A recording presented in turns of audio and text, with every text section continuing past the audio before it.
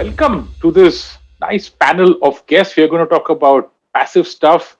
My first question to all of you is that traditional distributors of mutual funds really don't have enough incentives to sell low cost products. From a distribution standpoint, how will the three of you, the new fintech AMCs, approach customer acquisition? Will it be purely digital, or how will you guys work it out? I am going to go in the order of the organization that you represent, Bhuvanesh. Sorry about that.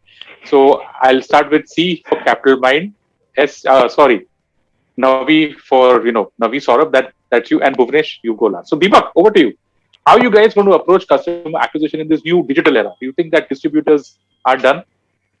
Well, Anupam, firstly, I don't have an AMC license. Saurabh and Bhuvan are way ahead of me, so they'll probably have more realistic ideas. I'm sitting on the fence here waiting. But, distributors are not the only way to access the markets. We have been running a PMS for about 3.5 years now. We have over 600 crores in assets collected entirely without any distributors.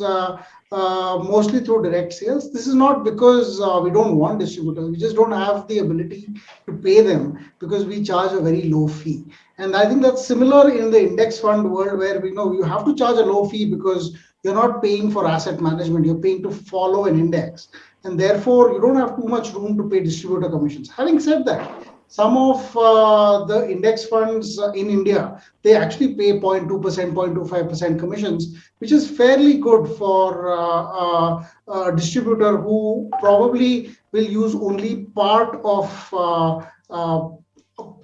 his commission, part of what he sells as index funds. The rest of it will be coming in from their regular other aims, other products as well. I here think that index funds will have to be a push product from the AMC directly.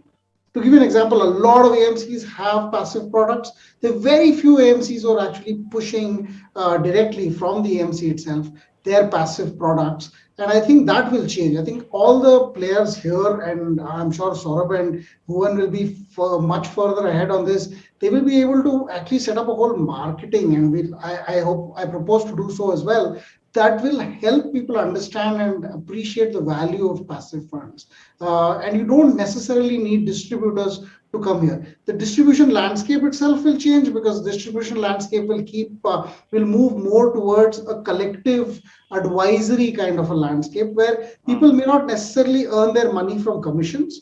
They could earn their commissions directly from their customers. And in effect, it actually creates a more unbiased marketplace to actually get paid from the customer, because then you're acting in the customer's best interest rather than yours, where you might be focused more on commissions. Even banks are moving to this. We've seen Kotak, for instance, talk about building a passive fund investor relationship where they're actually recommending passive funds to some of their customers, charging a fee on top of whatever the AMC charges. So it's a very interesting space. I think distribution will change rapidly. And I think the AMCs themselves will have to make an effort to push harder so that distributors can appreciate the value and the customers can pay distributors in a different manner than commissions. Sure. And you're on the fence as of now. I'm pretty sure that you'll get your license in some time. So let's go to someone who's just launched. Sort of your views, customer acquisition in the digital era. Yeah, so I think I agree to most of the points that Deepak just mentioned. But I think just to give you some numbers, right? So we have looked at the currently passive fund distributions. 70% of the distribution of passive mutual fund comes from direct as a channel, right? And to our surprise, this number was 50% 2 years back. So it has moved from 50 to 70 in just 2 years. And obviously this number is going up, and I don't think that this will be 100% like where everything is sold digitally. But this number will somewhere stabilize around 90% of the passive fund distribution will come through direct channel.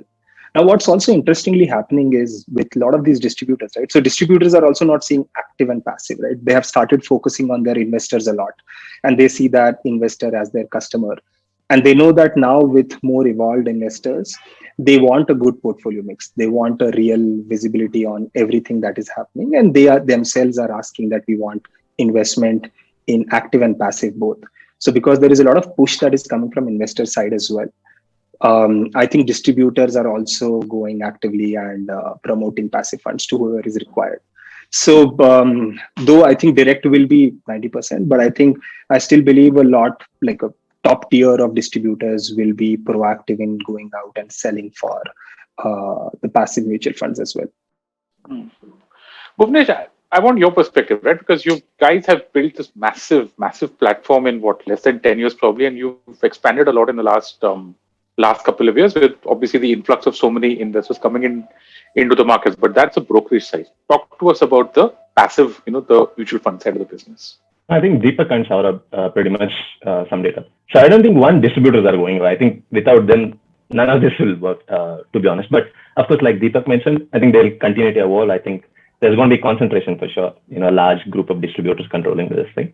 But without this, it isn't. Even if you take the US example, the only reason why passive funds are so popular among this thing is because if you look at retail ETF flows, from whatever little I've spoken to other people, about 70 to 80% of those passive ETF flows come from advisors.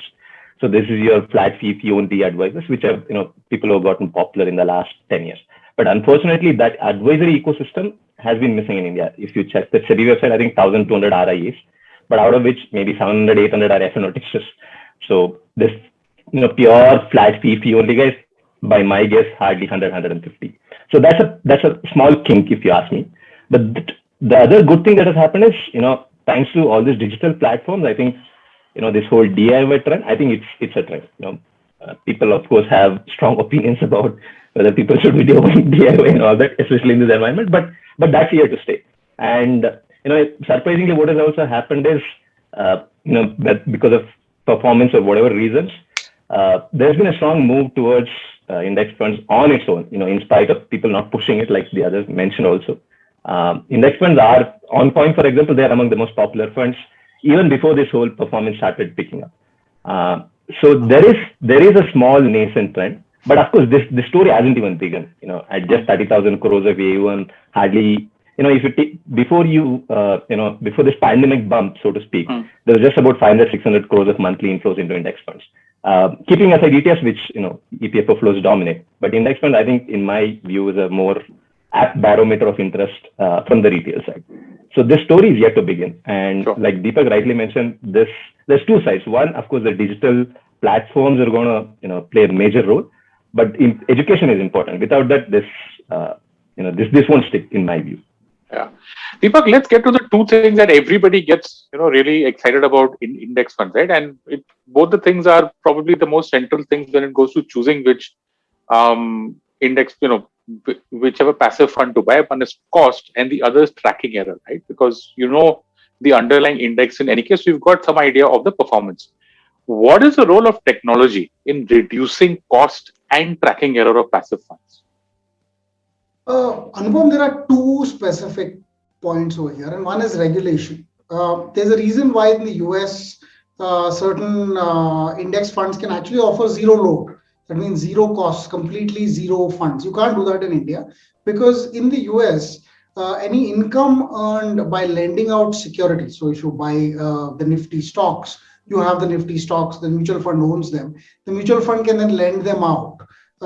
Even in India, it's possible. There's a lending market, very nascent but growing. So if you are able to lend them out and earn some fees by lending them out, you lend them out for a month, get them back, and so on. The fees for this process in the US is earned by the AMC. That means they get to keep that fee for themselves, while therefore charging a lower lower cost for the mutual fund, sometimes zero as well. In India, that is not possible. So you have a regulatory aspect to it and you have a technology aspect. Technology, I can say I'll automate the lending process, I'll automate certain things and so on, which can help reduce the cost to some extent. But some of the aspects that help reduce cost abroad are not available in India. ETFs are substantially lower cost in terms of operations. That's because of, again, a certain regulatory nature of the product, where you'll see, for instance, the average Indian index fund, the index mutual fund, underperforms the Nifty, the underlying index. And I've taken just the Nifty funds by about 0.3 to 0.8%. That means That's if the Nifty gave you 10%, this will give you between 9.7 and on the lower end, maybe 9.1. So that's essentially, that's the underperformance of the index fund in general.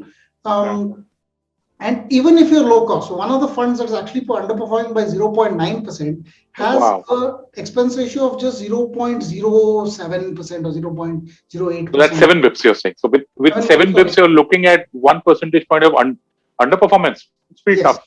and there is a large number of reasons for it. There's a Nifty rebalance that happens once in a while. There are underlying stocks that give dividends at different times. So the stock may declare a dividend today, it goes EX, but it actually gives you the dividend only 10 days later. So for those 10 days, the move in that stock is disproportionate in comparison with the actual move in the index. The index is assumed the index dividend has already come. You'll get the money only 10, 15 days later. And depending on how good your deployment strategy is and how good your overall strategy, I mean, it's a lot of technology that has to be used, but a lot of funds don't necessarily use that kind of technology in order to come closer and closer to the index. So therefore, we have as Capital Mind, we actually built technology internally to track indexes in a better way. So there are a lot of optimizations that you can do, and sometimes it's very inefficient for players like us as PMS players. Very tax disadvantages for us. Plus, we don't get to pool accounts as mutual funds do. So we don't pursue that as a strategy. We actually run about 120 crores in buying ETFs, both Indian indexes and US indexes. ETFs tend to be cheaper in that respect, but narrowing this gap is something that none of the mutual funds have actually been able to do so far. And I think there is a lot of scope in that regard. In the US, if a large US ETF, S&P 500 ETF says, I have a 4 basis point cost, that means they underperform the index by 4 basis points. Here you can say, I have a 10 basis point cost, but you may underperform by 50 basis points. Sure. So that, there's a gap there, and I think players on the screen here and maybe more that are coming, and there are about 7 or 8 AMCs in the line. I hope this will come down quite substantially for the investors' sake. Yeah, Saurabh, I mean, how is this going to work in the future? Because I'm sure what Deepak said about that fund, whichever it was, which was doing a 1 percentage point underperformance at some point of time, even people who are buying the funds will look for those two things, cost and tracking error. So where's this going now? And where should it No, go? absolutely. Yeah. So I think overall returns for the investor makes a lot of difference, right? So whatever is your cost and tracking error is. But I think what Deepak also mentioned towards the end, right, that with more and more AMCs coming in, I think this will become really cutthroat, where the cost will keep coming down. People are using technology to improve the tracking difference. So some of these who are really underperforming despite low cost and everything will either weed out or they'll have to improve. So that's how I see it is. But I think one interesting point is also about the cost, right? So how you run this, like, because we are not looking at one index fund, right? Nifty launched, Navi launched at basis point. When we are looking at the cost, we're looking at 50, 70 index funds like that. And where if we really have to run these funds efficiently with low cost internal management cost internally, we have to use technology. And that's what we are betting on. Even for tracking error, with just one scheme that we have realized is right from your inflows, outflows, how you pass on your orders to your traders and everything. There is a lot of inefficiency that lies in the market even today, right? Mostly for other mutual funds, because the index funds and passive was not a priority. Nobody really looked into this. But if you see, right, if the inflow is coming at 259 in your account, you have to allot that NAV to that customer. And if you really don't invest that amount, that will lead to a tracking error. So what we really have to build as a technology is we have to monitor inflows and outflows till 259, like closer to 3 p.m. And then deploy that much amount, pass on that orders to the broker so that they can execute the orders.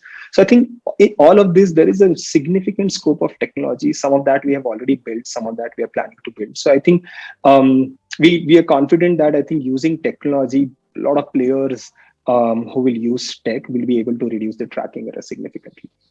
Players who will use tech. That's a cue for you, Bhuvnesh. All yours.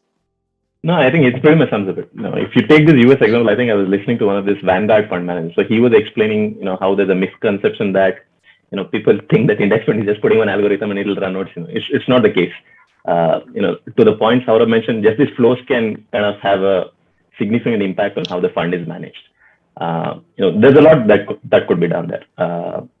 And that itself can give you maybe a couple of basis points lift in terms of how well your fund tracks. And of course, I think the solution to all this funds tracking badly is, of course, there's an incentive problem because nobody wants to promote index funds. And all this will get better, hopefully, with more players coming in, and hopefully once people realize that index funds are a better choice compared to other funds. So this competition is going to eventually push all these things and lead to a lot of efficiency. Okay, I'm going to reverse the questions now. I'm going to start with you now, Bhuvnesh. So one thing that we know is that incumbent AMCs, the ones that have been there for a long time and have a fairly large share of the mutual fund AUMs as of now, they spend a lot of money in promoting their schemes, their activity. You see them on TV, you see their hoardings, and you've got this entire thing about, and especially when you see it from mutual funds, So with passives, you've got a very low expense ratio to play around with, right? And then how do you get the mind share of the larger population, right? Because you can't restrict passive funds to just one section, which is digital savvy. So what's the way forward? I mean, how will you guys go about tackling this? No, that's going to be a challenge for sure. But luckily, whatever little credibility we have built with it, I think that's going to give us an initial fillip in terms of ensuring. But this is going to be a couple of decades project at least. So just look at Vanguard's flows. I think it took them 30 years just to hit that 1 billion mark. So this won't happen overnight for sure.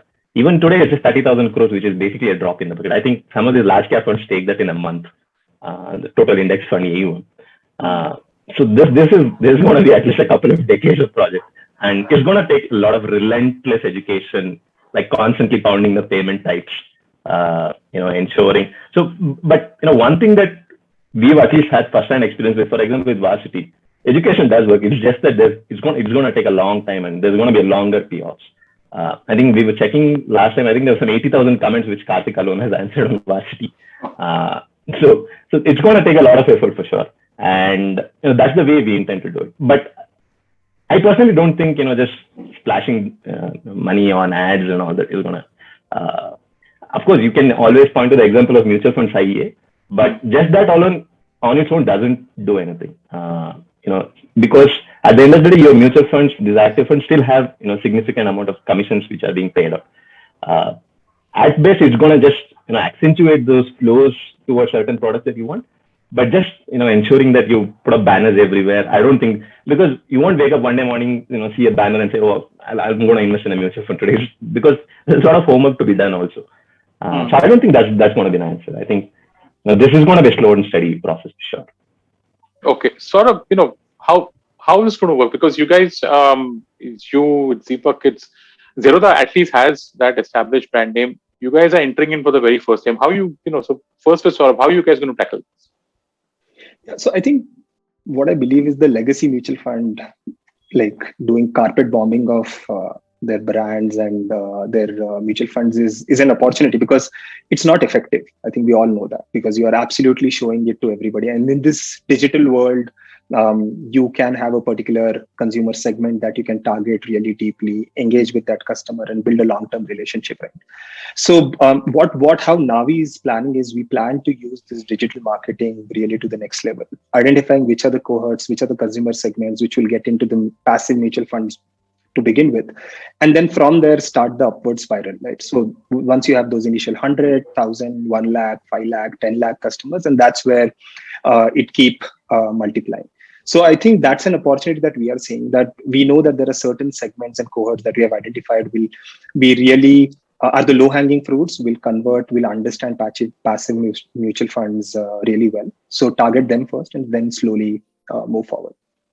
Deepak, as someone who's active on social media and you've seen how social media tends to work, let's put that angle of social media out and influencers and all that, where, how is this marketing of passives going to change going forward?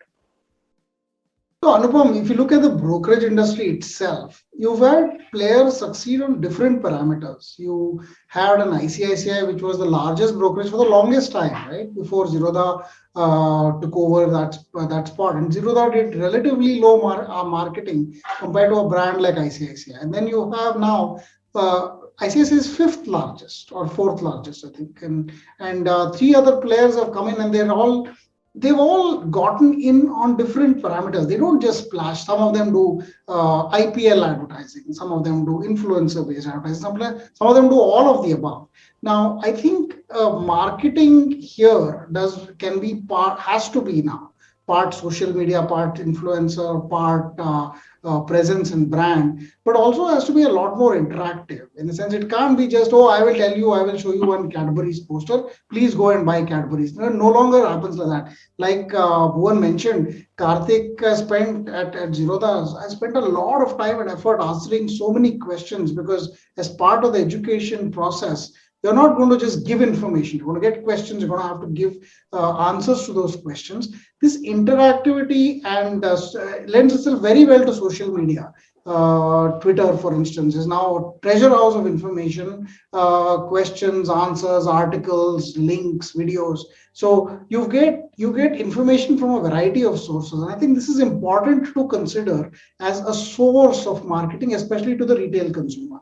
However, a mutual fund will be more than just something to retail consumers. It will be a lot more to even corporate and institutional customers. The largest customer of the passive world is the EPFO. And if, like the EPFO in India, creates more pension level organizations, retirement funds, I think a lot of them will be investors in index funds, and they will not be taken in only by online or influencer advertising. It will play a role, but I think that the marketing over there will be more defined and well set up and will need a different approach. So I think you'll have to have multi-pronged approaches to this market. Some of them will require packaging the solutions in a different way, just selling it. Look at Vanguard, it does not just sell index funds. If you go to the Vanguard website, it sells a ton of things. Now, Vanguard was not profitable for, I think, 15 or 16 years. It learned its ropes the hard way. Maybe more than 15 years. So I think over time,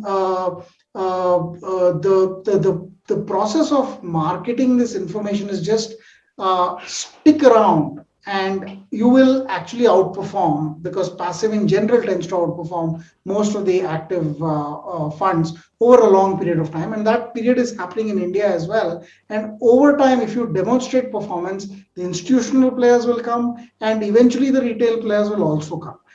You don't have to get 90% market share. I don't think India passive is going to be 90% market share at any point. I think if it became 20% market share, we'd all be very proud of what we've achieved. So just to get there will require education, will require interactivity, will require hand-holding, and marketing will have to involve all of these, and not just brand building. But everything has worked in this market, like I say. And you could have blindly picked 10 stocks and you would have beaten everything in the market today. So I won't say what will not work, because I think everything works. Right. So I'm going to start again with you on this, Deepak. You've seen how technology has probably changed and transformed a lot of industries in the buying experience side, right? I mean, 10 years ago, who would have thought that you could buy mutual funds just like you're buying something on an Amazon or on a Flipkart? Today, even real estate has become very technology heavy. If you look at what's happened during the pandemic. Tell me, what would the reimagined mutual fund industry look like? Because that's probably one side of the business that has not so far been, transformed. Maybe it has thanks to the platforms, but in your view, 5 years down the line, 10 years down the line, what would a reimagined mutual fund industry look like? So let me give the macro picture over here. We're looking at 35 lakh crores in a 200 lakh crore GDP. So 200 trillion, I'll just replace lakh crore with trillion. So 200 trillion rupee GDP, and we have 35 trillion in index, also in mutual funds as a whole, right? So if we look at India and, by the force of nature, in 10 years, we will become a 400 to 500 trillion, 500 lakh crore economy.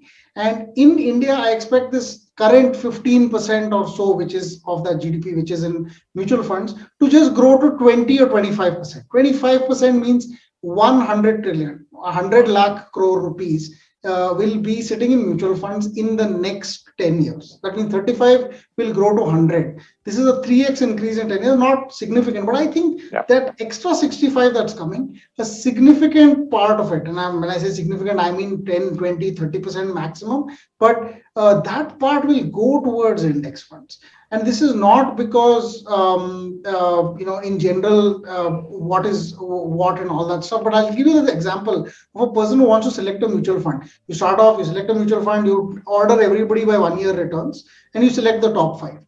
After a year, you say you do this exercise again. You find 2 of those funds are common, but somebody else, some other funds have become top 5, and you have to remove 3. Then you sell some 3, buy some other 3, and you do this decision making for 2 or 3 years. And suddenly you realize, what am I doing? I'm just buying one, selling the other, and then buying back the next one the next year. And the top performers almost never repeat themselves.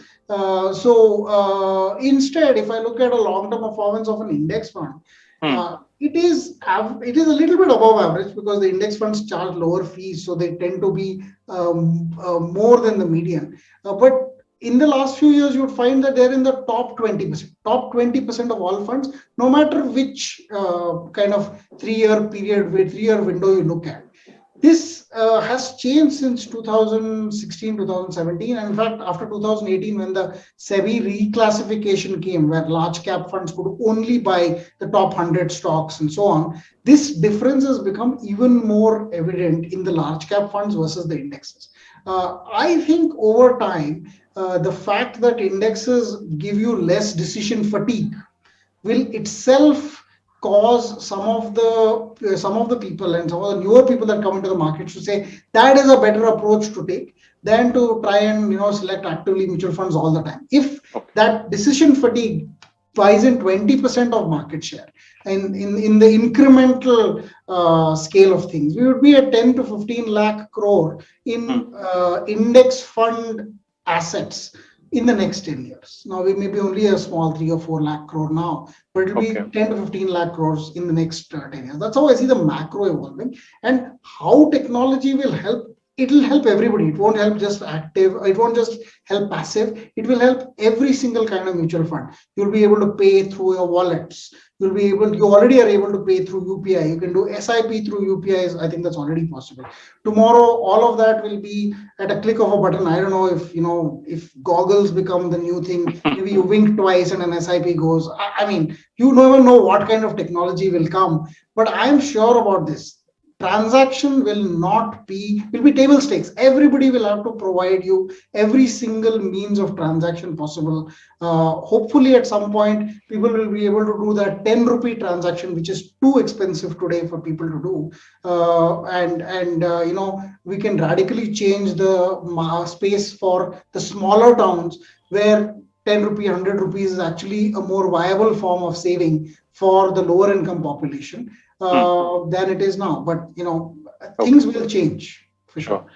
Sort of out of the box forecast, predictions, anything. I'm going to ask you and Bhuvnesh that. Deepak got away with a nice, comfortable, hygienic answer, but let's try and get some predictions or some kind of, because the question is, what would a completely reimagined mutual fund industry look like to you? Deepak said one great thing. Maybe you can bring it down to 10 rupee transactions. What are your thoughts here? Yeah, so I think there are 2 things that will happen in passive, right? First is the next 7.5 crore of retail investors who will come into mutual funds. They are mostly millennials, young people who have been using Amazon, Flipkart, Ola, Swiggy, all of that, right? And second is, nobody really wants a headache of decision making, right? You must have seen now, if you go to Ola, you can say, I don't want to decide whether I want a mini or a micro or a prime or something else, right? They say book any cab. This is the range in which you will get it. And that's the one single decision making, right? Because what I really care about is the cab. Now, if you really bring that level of decision making to the retail investors, right? That, hey, I understand you as an investor, and this is what I recommend to you. So don't think much. This is what you have to invest. Now, that is where you really the game, right? Today, there are like thousands of mutual funds, and he has to really think inside. And so there is a lot of mental load while deciding that. And there is a lot of drop that happen because of this. So I think this is one thing that we see could be a game changer. Okay, Bhuvnesh, what do you think? Will I get cashbacks and promo codes if I go hope for not. Zerodha? I mean, I would mind that. I hope not. No, but I think this decision fatigue point, I think it's no, it's underappreciated in the grand scheme of things. It's just 400, funds. The moment I come and look at the menu, I'll get scared, saying that if I put it in the wrong fund, I'll lose money and I'll just go keep it in my savings bank account. So I think I hope the industry just moves away from talking in terms of funds to solutions and goals. Because at the end of the day, I think for most people don't really care about whether I beat a benchmark or, whether my star fund manager does his job. So he wants to get from A, which is his starting point, to B, which is his retirement. Retirement is by far the most common goal for it. So I think, if you flip that narrative into saying, okay, this is how you do it, the beta is more than enough for most of your goals. I think that will remove a significant amount of friction. And if you look at the global market also, there's a subtle shift happening. At least to my mind, it's a subtle shift. If you take a look at what Vanguard is doing, they have this service called as personal advice service. It's a robo-advisor. It's a hybrid mix. So they have a CFP on one end, and you have your guided automated solution. So it has $230 billion in AUM, which is like 60% of the Indian industry. And similarly, Schwab has that intelligent portfolio, which is around, by my numbers, around 60-70 billion. So just $300 billion from asset managers created solution platforms, which is not a small number, which means asset managers on their own have a lot to do in terms of helping people make that decision and stick around also. You can throw 100 funds into the face of the investor, but at the end of the day, most people don't really care unless, some people get a kick out of taking the next best fund, so on and so forth. And broadly, in terms of macro, I personally don't think there's anything to be done in a mutual fund. It's a boring wrapper; it gets the job done. There's a stocks inside. I mean, what more innovation do you want? But I think most of the action will be in terms of how investors behave. So up until I think 20 years ago, most of the action, even in the US index fund, was just beta. 80, 90 cents out of every dollar was going into your Vanguard, S&P 500, BlackRock's 500 fund. But post this pandemic, I think people have started chasing a lot more fun. These thematic products have become fun. These levered products, so on and so forth. So I think the industry is going to evolve in that way. But for us, I think this conversation is maybe 50 years away because we are still an infant. Like Deepak mentioned, I don't think we are at a stage where we have to talk about the evolution of the industry. Mutual funds first, and then all these classifications, labels, etc. I think maybe down the line. Yeah, man. I mean, one cliche that I shouldn't say cliche, but one saying that I heard in the last 18 months was that things take decades to happen, and then lots of things happen like it's a decade or something of that sort. Okay, so let's wrap up this session on challenges. Right now, we are all convinced about the size of opportunity. We are convinced about technology. And of course, we are all convinced about passive as such. But Bhuvnesh, I'll start with you because you guys know what it's like to enter an industry that's so ossified, that's so where the top leaders are so set and they are probably backed by banks or whatever it is. And you guys just step into that, broke it. Like Deepak said, the numbers are there for everyone to see. What are the challenges going forward? No, just ensuring that people know what an index fund is a challenge today. So just a couple of 100 crores coming into the thing kitty. Today, nobody really, and forget index funds, nobody really knows what a mutual fund is. So we saw the numbers. There are just about 2.5 crore unique PANs. So that's your mutual fund industry size. The 35 lakh crore number looks big. I mean, this market hasn't even gotten started. So the big challenge is ensuring there's something called as a mutual fund for people. And then there, of course, we run into all the challenges in terms of decision fatigue, which is a mega challenge in my view. Because even on Coin, people have this problem from our interactions because it's a jungle today. If you come into the platform and log in, you get smashed in your face with 300 different funds.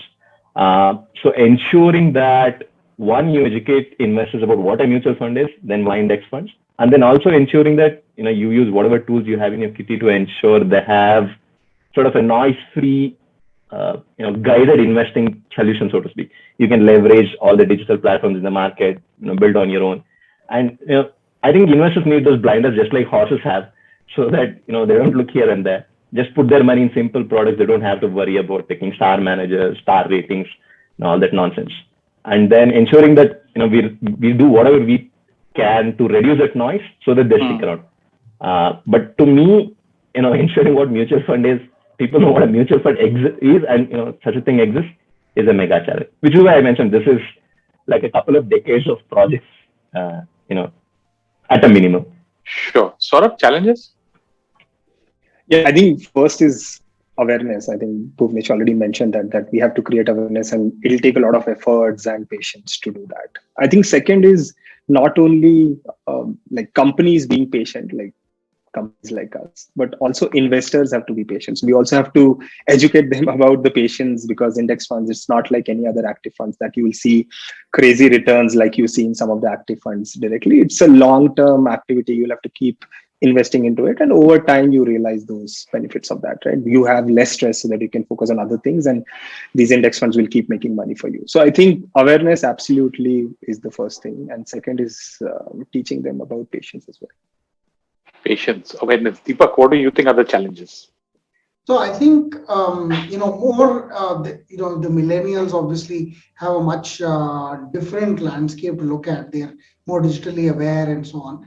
There's also a significant population that has a lot of money, and today, for instance, struggles to deploy it because fixed deposit returns are terribly tax inefficient or not great. People tell them about mutual funds, they're a little scared. Acha, what happens if something happens to me, or how if I need some money, and will I have a penalty, some exit load, something. There's so many complicated terms, and I blame the industry, including people like me, for complicating this industry unnecessarily. The fixed deposit is the biggest investment tool in India. And it succeeds because it says you give X, you get Y out.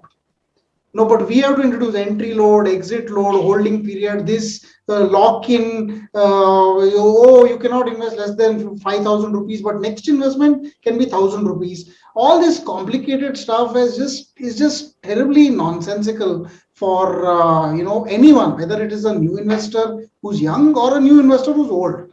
I think that is the challenge here, is to make things more mainstream, acceptable.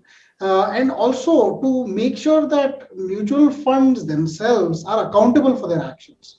A lot of mutual funds get away with not the greatest of actions sometimes.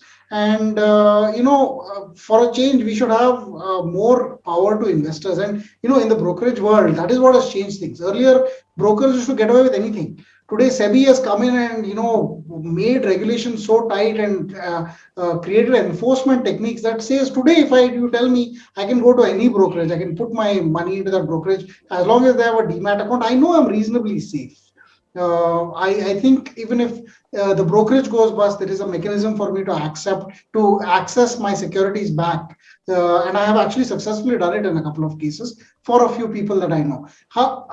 I think that is also the state of the mutual fund industry. The regulation has brought it to that level, but the awareness that it is this safe is simply not there. When I say safe, I mean from the safety of your investment rather than the returns. The returns can be up and down, of course, but the fact that you invested 100 rupees, that 100 rupees is not going to vanish into the ether. There may be some delays in some sorts, and now that has come down with the RTAs getting their act together, SEBI talking a lot to them about making sure everything is made accountable online. You can even now give your nominations online. All of that stuff, it's a challenge to actually tell the investor that this is what it is. Once they get to know this, I think then the floodgates will open.